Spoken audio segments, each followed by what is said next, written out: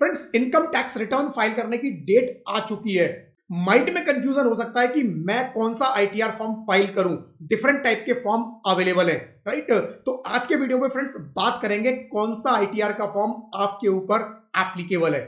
So good morning friends, this is CM with Jain. Friends, आज के video में different ITR forms के बारे में बात करने वाले हैं और डिस्कस करेंगे कि कौन सा फॉर्म आपके केस में आपके ऊपर एप्लीकेबल होगा। फ्रेंड्स, जब भी मैं टैक्स कैलकुलेशन से रिलेटेड वीडियो शेयर करता हूं तो उसके ऊपर मैं कोशिश करता हूं कि आपको एक फ्री टूल भी शेयर करूं सो दैट आप अपनी इजीली कैलकुलेशन कर पाए। वो फ्री टूल आप लोगों तक टाइम से पहुंचे, वो फ्री टूल आप लोगों तक सबसे पहले पहुंचे, उसके लिए जरूरी है कि आपने चैनल को सब्सक्राइब किया है, नोटिफिकेशन बेल को क्लिक किया है, राइट फ्रेंड्स। जब भी आईटीआर फॉर्म्स के बारे में बात करते हैं, टोटल डिफरेंट 7 तरह के फॉर्म अवेलेबल हैं, आईटीआर 1 से लेकर आईटीआर 7 तक। अब कौन सा फॉर्म मेरे ऊपर एप्लीकेबल होगा? फ्रेंड्स, आज के वीडियो में हम लोग बात करेंगे आईटीआर 1, 2, 3, 4 के बारे में, क्योंकि नॉर्मली फ्रेंड्स ये 4 फॉर्म होते हैं जो कि एक इंडिविजुअल पे एप्लीकेबल होते हैं। इंडिविजुअल के अलावा और भी पर्सन पे एप्लीकेबल हो सकते हैं, बट मेनली फ्रेंड्स हमारा जो आज का डिस्कशन होगा वो एक इंडिविजुअल के पॉइंट ऑफ व्यू से होगा। ITR 5, 6, 7 friends forms, AOP, BOI, companies, LLP, इनके ऊपर एप्लीकेबल होते हैं और इनको फाइल करने के लिए नॉर्मली फ्रेंड्स हम लोग प्रोफेशनल्स की हेल्प लेते हैं। तो यहां पर कोई कंफ्यूजन नहीं होता। कंफ्यूजन होता है आईटीआर 1, 2, 3, 4 में कि ये मेरे ऊपर कौन सा एप्लीकेबल है। तो बात करते हैं फ्रेंड्स एक एक फॉर्म के बारे में। सबसे पहले फ्रेंड्स देखते हैं ITR 1। ITR 1 friends, ITR 1 applicable होगा एक इंडिविजुअल के ऊपर, राइट, जैसे मेरे ऊपर, राइट। बट किस कंडीशन में बात करते हैं? Individual being a resident, resident होना चाहिए इंडिया में, मतलब अगर कोई एनआरआई है तो उसके ऊपर ये फॉर्म एप्लीकेबल नहीं है। Having total income up to 50 lakh, 50 lakh तक की उसकी टोटल इनकम होनी चाहिए। टोटल इनकम मतलब टैक्सेबल इनकम, जिस पर टैक्स लगने वाला है, वो 50 लाख तक की होनी चाहिए, इससे ज्यादा ना हो, अदरवाइज आईटीआर 1 एप्लीकेबल नहीं होगा।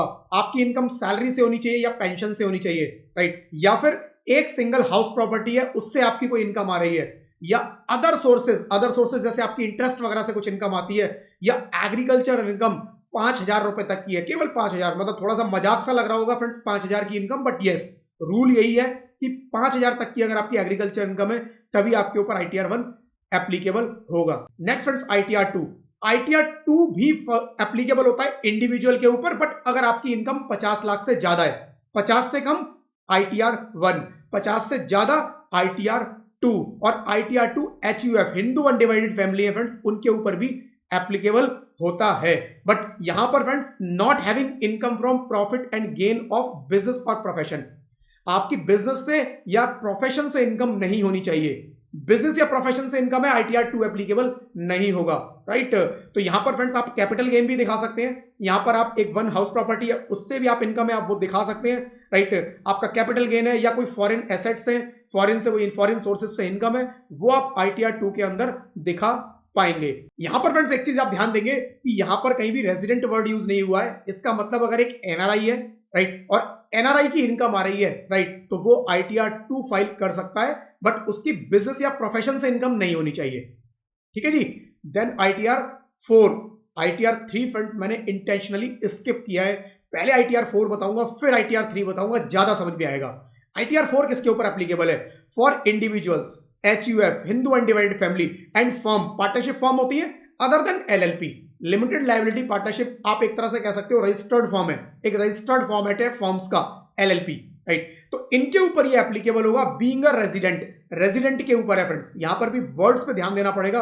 Having total income up to 50 lakh, 50 lakh तक की अगर आपकी इनकम है, टर्नओवर की बात नहीं कर रहा हूं, इनकम की बात कर रहा हूं फ्रेंड्स, 50 लाख तक की मेरी इनकम है जिसके ऊपर टैक्स लगने वाला है, and having income from business and profession, business या प्रोफेशन से इनकम होनी चाहिए, तब आईटीआर 4 लगेगा, राइट।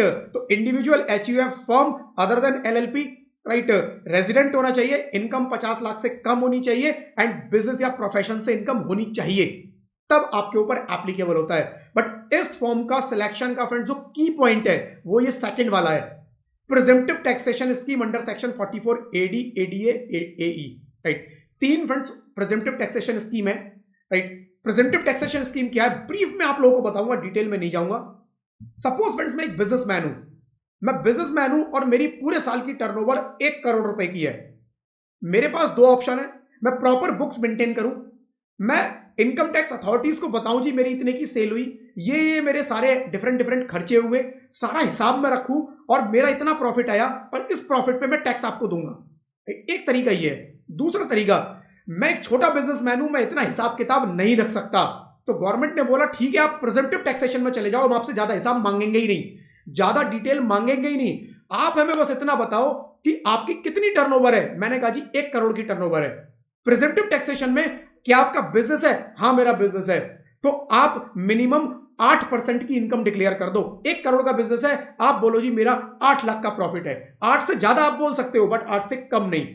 अगर आपका ऑनलाइन है, सारी पेमेंट्स ऑनलाइन आती है, डिजिटल मोड्स के थ्रू आपकी सारी पेमेंट आती है, तो आप 6% मान लो कि मेरा 6%, 1 करोड़ की टर्नओवर है, मैं 6% का प्रॉफिट डिक्लेयर करूंगा, राइट।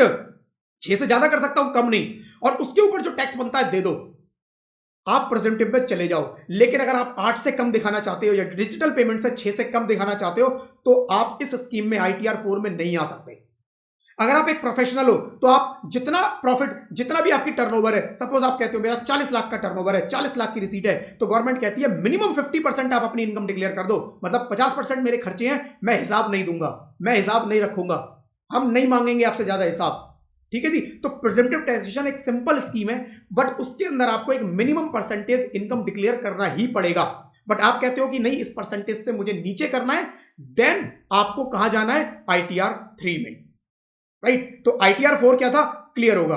ITR 4 44 AD जो बिजनेस के लिए एप्लीकेबल होता है, ADA जो कि एक प्रोफेशनल के लिए एप्लीकेबल होता है, 44 AE अगर आपका कोई ट्रांसपोर्टेशन टाइप का, राइट, पैसेंजर वगैरह आप इधर उधर लेके जाते हो, आप ट्रांसपोर्टेशन टाइप का आपका कुछ बिजनेस है, तो 44 AE एप्लीकेबल होता है, राइट। बट मेन की पॉइंट यही है कि अगर आप प्रेजेंटिव टैक्सेशन में आना चाहते हो तो आपको ITR 4 फाइल करना है। और ITR 4 के अंदर आपके पास फैसिलिटी है कि आप सैलरी से इनकम है वो भी दिखा सकते हो, कुछ और भी इनकम है, अदर सोर्सेज वगैरह है वो भी दिखा सकते हो। बट की पॉइंट है फ्रेंड्स प्रेजेंटिव टैक्सेशन, इसके बिना आप ITR 4 में नहीं आ पाएंगे, राइट। ITR 3 बाकी जो भी बचा, हमने 1 2 3 1 2 4 में जो डिस्कस किया, जो बचा सब यहां पर आ जाएंगे। ITR 3 इंडिविजुअल HUF के ऊपर एप्लीकेबल होगी, राइट। पहली चीज, इसमें सारे इनकम के सोर्स आप दिखा सकते हो। इसमें आपको सैलरी भी दिखाने का मौका मिलेगा, आपका कैपिटल गेन है, आपका हाउस प्रॉपर्टी है, मल्टीपल है, एक है, जितनी भी है, आपके अदर सोर्सेज हैं और बिजनेस प्रोफेशन है, सब यहां पर दिखा सकते हो।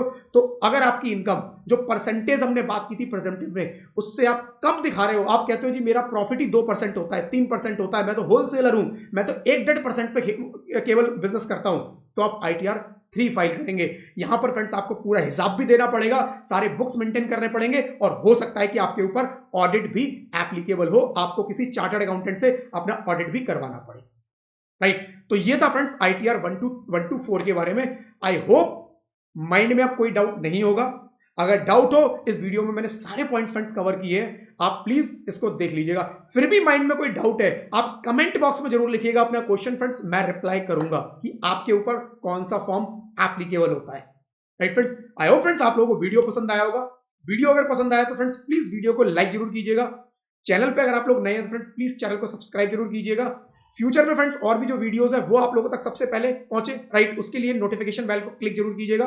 फ्रेंड्स जब भी मैं टैक्स कैलकुलेशन से रिलेटेड वीडियो शेयर करता हूं तो उसके ऊपर मैं कोशिश करता हूं कि आपको एक फ्री टूल भी शेयर करूं, सो दैट आप अपनी इजीली कैलकुलेशन कर पाए।